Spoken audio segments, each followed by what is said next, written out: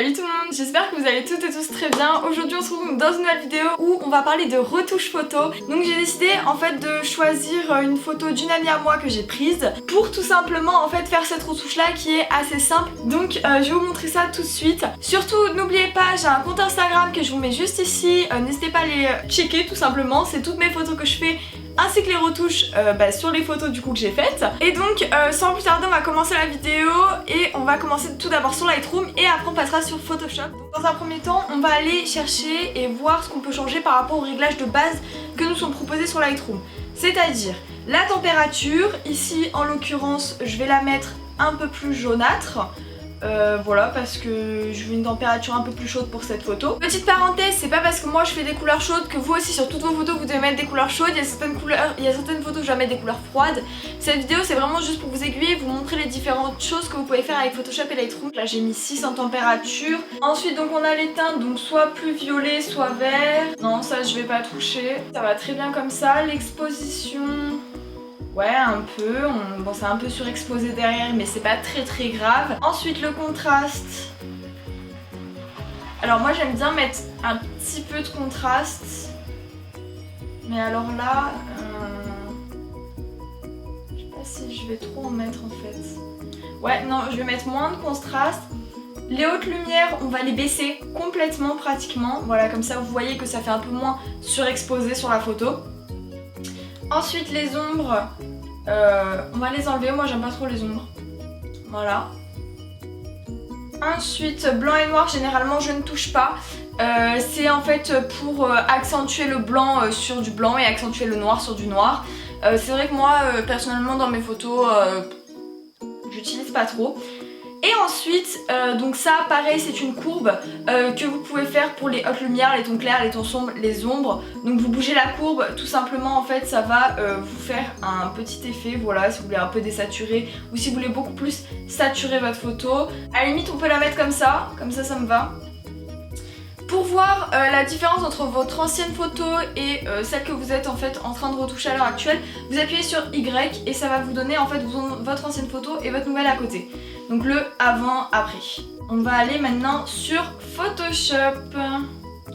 Donc je vous ai pas montré mais le rendu final de cette photo sera celle-ci, voilà. Donc là on a le rendu final et là on a juste la base en sortant.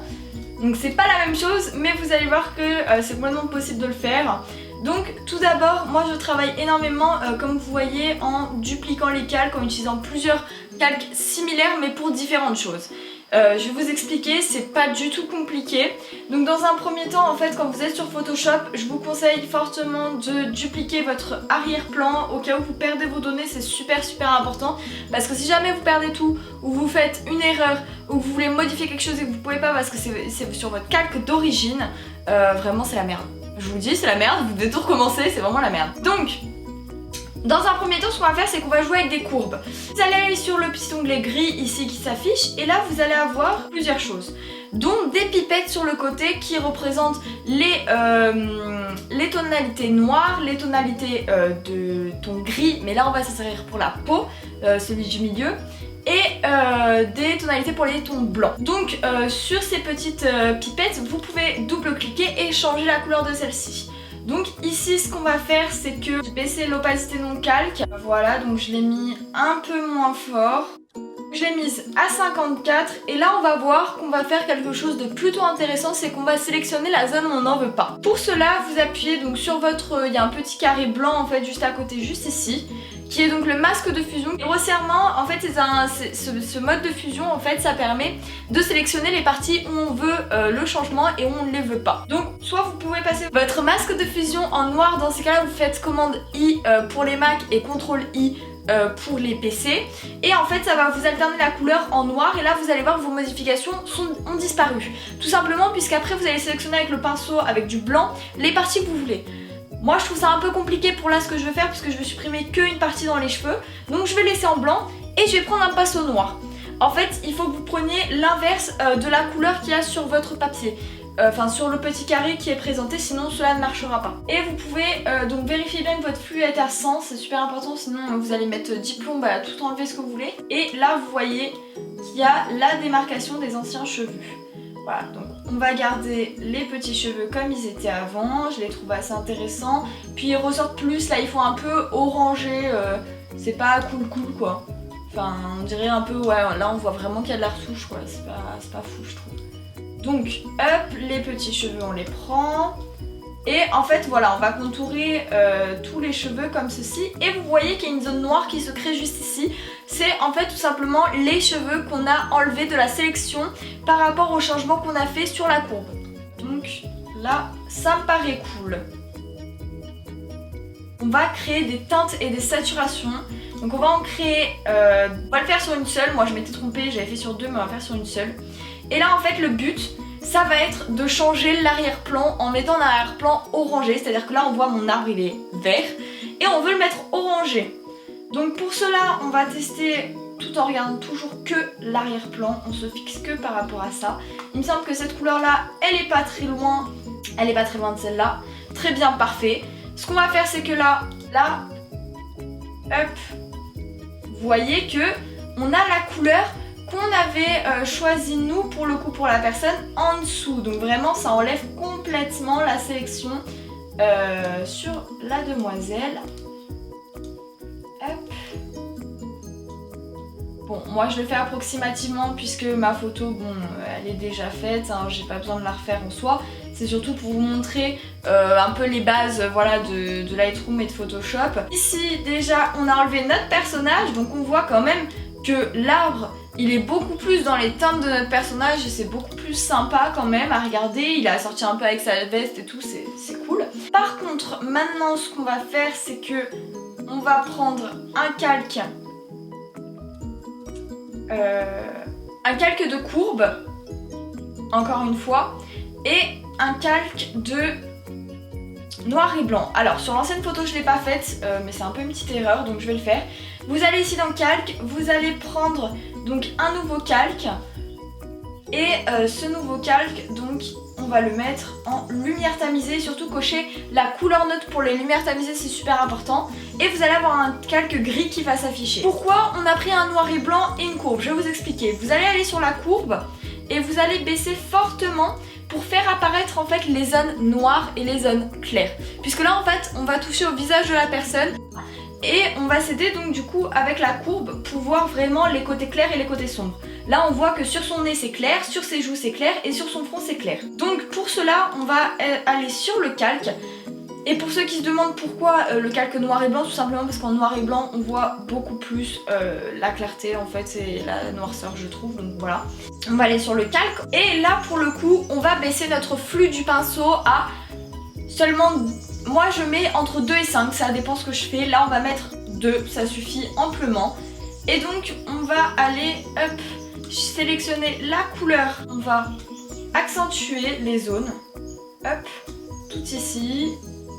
Ici, ici, ici, elle a des zones de couleur là qui forment un petit V comme ceci, enfin un petit triangle on va dire. En clair je n'ai pas trop grand chose. Par contre en zone sombre, ici, ici, hop, juste ici, ici. Les yeux je vais pas y toucher pour l'instant parce qu'après on va faire une autre modif sur les yeux. Donc ici, hop. Et donc là on arrive à ce résultat là. Donc déjà ça fait plus de traits au niveau de son visage, ça fait beaucoup plus sympa. Maintenant moi j'ai tendance à créer beaucoup de dossiers pour pas m'y perdre. Donc je vais prendre Sol aussi en attrapant le calque et en cliquant ici avec Shift sur le dernier et créer un dossier. Ce dossier je vais l'appeler clair et sombre, tout simplement puisqu'on a fait les côtés clairs et sombres sur le visage. Ensuite cette courbe là pour l'instant je vais pas le mettre dans un lot. Et ensuite on va faire autre chose, c'est que on va effectuer les yeux. Alors les yeux c'est quelque chose d'assez important je trouve parce que le regard ça apporte énormément de choses dans une photo. On va sélectionner teinte et saturation, donc ça c'en est encore un autre. Donc ici ce qu'on va faire c'est que on va changer tout simplement la saturation des yeux. Alors on va chercher quelque chose qui pourrait nous intéresser vis-à-vis des yeux. Donc ça va être plutôt quelque chose de marronné, j'ai envie de vous dire, de quelque chose qui ressort bien. Voilà, donc on va choisir cette teinte-ci, on va faire commande I et on va sélectionner uniquement les yeux, puisqu'on veut avoir ici que les yeux qui soient faits. Hop, et donc là maintenant on va pouvoir changer, comme vous voyez, un peu mieux. Alors moi j'ai plus envie, voilà, d'un ton comme ça, un peu... Voilà, là c'est top. Donc on a changé juste légèrement, hein, c'est pas des gros changements. Hein. Et donc ensuite on revient sur le calque gris et on va faire exactement la même chose qu'on a fait pour le visage, mais pour les yeux. C'est-à-dire que on va venir éclairer toute cette zone. Et ici on va venir commencer par les teintes claires. Donc on va venir éclairer déjà la zone ici qui fait le reflet dans son œil, super important, et la zone vraiment à l'extérieur sans toucher le noir. Voilà. Et on va faire pareil sur l'autre œil, en passant deux couches comme ceci. Ensuite, on va s'attaquer au noir et on va faire 3 points noirs. Enfin, on va appuyer 3 fois sur notre pinceau à ce niveau-là et on va le réduire. Et on va faire les zones sur le côté. Alors, pour les zones sur le côté, il faut vraiment prendre quelque chose d'assez fin, parce qu'il faut vraiment que ce soit fluide, que ça se voie pas trop, quoi. Que ça passe naturel. Voilà. Donc là on va voir ce que ça donne. Voilà ce que ça donne. Ensuite on va venir changer le décor juste ici, toujours en prenant teinte et saturation. Vous voyez qu'en fait je prends toujours la même chose, après ça dépend des photos. C'est vrai qu'il y en a d'autres où j'utilise beaucoup luminosité et contraste aussi pour rechanger après, pour faire une dernière modif. Après des dégradés, j'en utilise pas mal sur certaines photos. Ça dépend en vrai, ça dépend, j'utilise un peu tous les matériels. Donc si vous voulez que je vous refasse une vidéo retouche avec une autre photo pour voir complètement un autre type de retouche, il n'y a pas de souci, je pourrais vous faire. Donc dites-le moi en commentaire, ce sera fait, il n'y a aucun souci. Donc ici on va regarder juste ce qui se passe ici en bas. Ici en bas on veut quelque chose d'un peu apaisant, qui passe bien dans le décor, donc pas quelque chose de vert, on veut pas quelque chose de rose. Ok, donc moi on va prendre ici, voilà, ceci, et on va le désaturer. En désaturant, ce qui va se passer, c'est que on va faire commande I comme d'habitude, on va prendre le pinceau et l'augmenter, et on va mettre notre flux à 100 sans oublier. Et ici on va désaturer que cette partie là. Pourquoi? Parce que je trouvais que dans ma photo le rose du stade ressortait vachement. Et je trouve que clairement là on est beaucoup plus centré sur la personne en fait qui représente la photo. Je vais juste les amis accentuer un peu plus les yeux parce que je trouve que ce n'est pas du tout assez accentué à mon goût. Donc si vous voyez que le résultat ne vous plaît pas ou que c'est pas assez prononcé au niveau des yeux, n'hésitez vraiment pas à faire plusieurs retouches sur les yeux, mettre un flux un peu plus haut sans trop qu'il soit haut parce qu'après sinon ça fait vraiment peinture quoi, c'est vraiment pas le but. Hop là, voilà, là ça éclaircit bien l'œil et le reflet super important. Nos yeux sont nickel.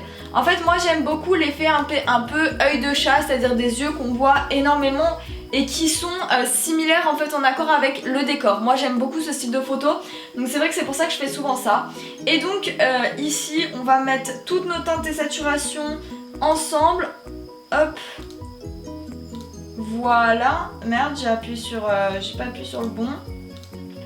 Hop. Et on va créer un groupe pour dire que c'est la modification de couleur. Donc modif couleur. Je vous conseille vraiment de créer des groupes tout le temps. Ceux-là on va les laisser à part et on va créer un dernier groupe, hop, qui va regrouper tout ceci et qu'on va appeler à part notre arrière-plan. Vous allez voir pourquoi, c'est pour voir en fait tout simplement la différence, ce qu'on a effectué comme retouche et pour voir si ça nous plaît au final et pour voir le résultat avant et après.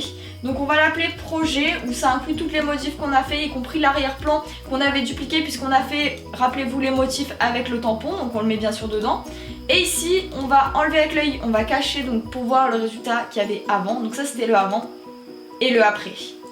Voilà, donc j'espère que ma vidéo vous aura plu, j'espère qu'elle sera pas trop longue parce que là je vois que j'ai fait à peu près 30 minutes de montage. N'hésitez pas à me laisser des idées de vidéos en commentaire, ça me ferait super plaisir. N'hésitez pas à mettre un petit pouce en l'air et à vous abonner si c'est pas fait. Donc sur ce je vous fais de gros bisous, je vous dis ciao tout le monde.